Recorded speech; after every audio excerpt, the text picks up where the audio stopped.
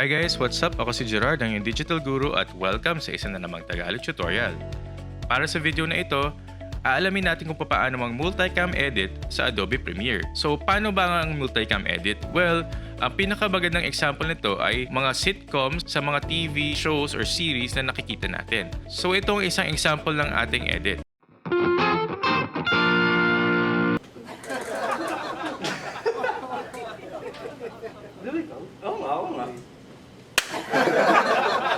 So, kung ready na kayo, tara, magsimula na tayo.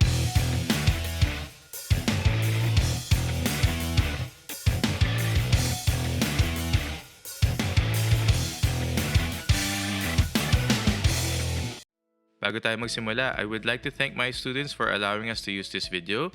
Ang mga videos natin ay galing sa aming film class with our actors Cedric and Mr. Magat, JM Magat. Okay? So, first na gagawin natin, import natin ang ating tatlong camera footages. Okay, so explain ko lang yung mga shots na nakuha namin. So, magandang example para mag-multicam edit is naglaro ang dalawang actors natin ng isang slap bet competition, best of 3. Yung tatlong cameras, meron tayong wide shot, tapos dalawang close-up shot ng bawat actors natin. Unang-una, kailangan natin i-sync yung tatlong cameras. One way to sync all of the cameras together is magka-clap ka bago mag-start ang action. So yung clap na yon, hahanapin ni Adobe Premiere yon, yung parang spike sa audio, at dun niya ipagsisync lahat ng cameras. So again, very important ang mag-clap bago mag-action para mag-sync. Kasi kung hindi, may hirapan kayo later. Let's start editing na gamit ang multicam. So first na gagawin din natin is magka-create ako ng bagong bin. At in-name ko tong multicam. Okay, so susunod, siselect ko lahat ng clips natin at ilalagay ko siya sa loob ng bagong bin. Okay, so dito sa bagong bin, select natin siya at i-right click. Tapos, select natin ang Create Multi-Camera Source Sequence. Pag ni-click nyo ito, pupunta kayo sa settings ng ating multicam. So, let's name this Slap Bet. Ayan. And then sa ating synchronize point, so usually nandito yan sa endpoints, iset natin siya sa audio. So dito sa track channel, pwede kayo mamili. Kunyari isang camera lang ang merong mic, pwede kayo mamili which camera ang gagamitin niya or which track ang gagamitin niya sa ating tatlong camera video. Okay, so set natin lang siya sa default and everything then else sa default lang. Click natin OK. So ayan, so buksan natin ngayon ang ating multicam bin. So ginawa ni Adobe Premiere, gumawa siya ng panibagong cam or multicam sequence. So itong multicam sequence na to, ilalagay natin siya sa panibagong sequence. Pero bago tayo mag-start or bago natin gawin yon, ipapakita ko muna ang what not to do sa multicam editing. Okay, so gagawa ko ng bagong sequence and then HDV 1280 by 720. Tapos click ko OK. Ito guys, just tandaan nyo lang, pag naka-off to, kunyari naka-off yung insert and override sequences, pag ni-click at drag nyo siya, mali yung pagka-import nyo. Kasi yung camera videos natin ngayon, nasa iba't ibang layers. So dapat iisang layer lang siya at kulay green. Okay, so paano makorek ito? So make sure lang sa ating timeline or sequence, click nyo to at i-off nyo siya. So yung insert and override sequences. So make sure naka-blue siya at naka-cross out.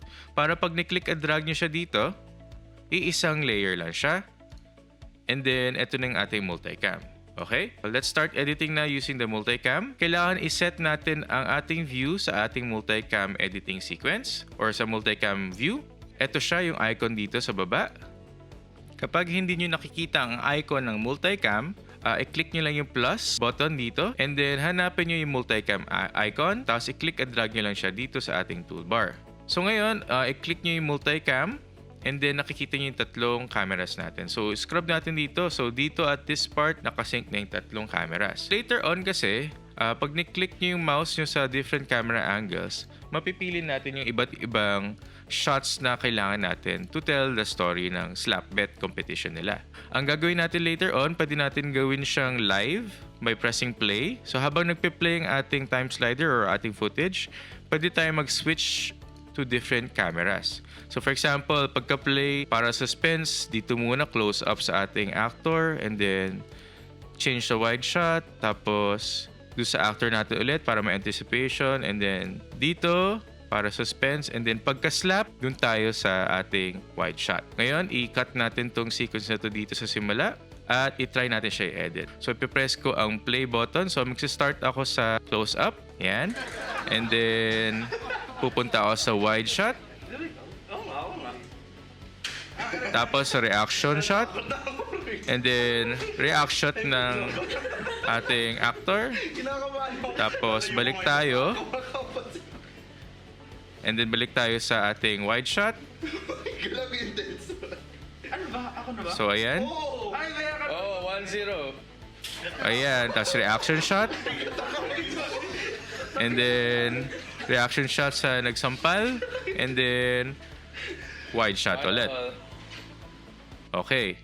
So, ngayon, pag ni-scrub nyo back ang timeline ninyo, pansinin nyo, nag-iiba-iba na siya ng angle. Ito yung main video natin. So, pwede natin off ang multicam natin dito. So, nag-iiba-iba na siya ng angle. Later on, pag kunyari meron kayong angle na ayaw or gusto nyo palitan, pwede kayong bumalik na multicam view at make sure i-highlight nyo ang time slider nyo doon sa cut na yon. At using the multicam view, pwede kayo magpalit ng shot by just clicking the mouse over sa camera or footage na gusto ninyo. Okay? So, kunyari, yan, tapos ng ating sequence. I-move natin to sa gilid. At maglagay ngayon tayo ng intro ng ating sitcom. Open ko yung Finder. At i-import ko ang ating sitcom transition music at laugh track at yung ating initial footage or establishing shot. Ayan. And then dito, sa ating establishing shot, pili tayo ng magandang angle. So dito. Ayan. At i-drag natin siya dito sa simula. Okay?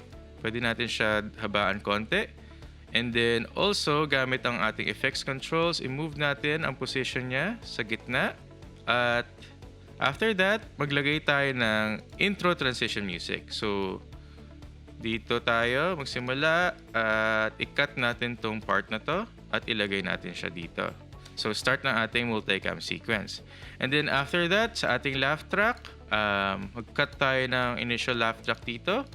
At i-drag nyo lang siya sa simula ng scene para kunyari may feel na siya ng sitcom. And then, eto maganda tong laugh track na sound na to. Gagamitin natin siya pagsampal. So dito, i-duplicate natin tong laugh track na to. Para gawin yon, i-hold nyo ang Alt or Option sa keyboard at using your mouse, left click at drag. So may tawa na tayong ganyan. Tapos dito, so habang intense ang moment, i-duplicate natin ulit siya. So hold natin ulit ang Alt or Option sa ating keyboard at left click at drag. And then i-move natin sa next point. So dito, pwede itong magandang reaction to ulit. So lagyan natin ulit ang laugh track. So hold Alt again sa keyboard at left click at drag. Itapat natin siya dito. Sa last, parang point ng ating competition, itapat natin siya. So yan, after editing the laugh track with the video, panoorin natin ang final result.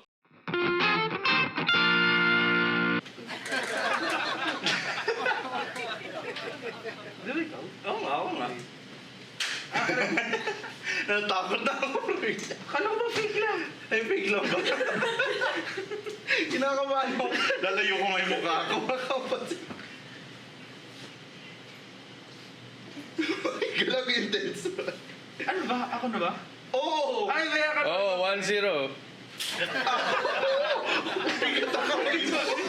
Tapik lang yun. 1-all. Pinakuwisan mo ako yung ay talaga ginagawa na. 2-1. 2-all. Last point.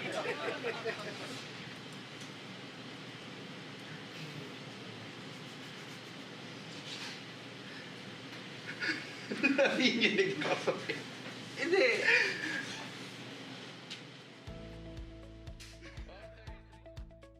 At dito nagtatapos ang video na ito tungkol sa multicam editing. Sana nakatulong ito sa inyo. Ako po si Gerard, ang iyong digital guru. Magkita-kita tayo ulit sa next Tagalog tutorial. Paalam!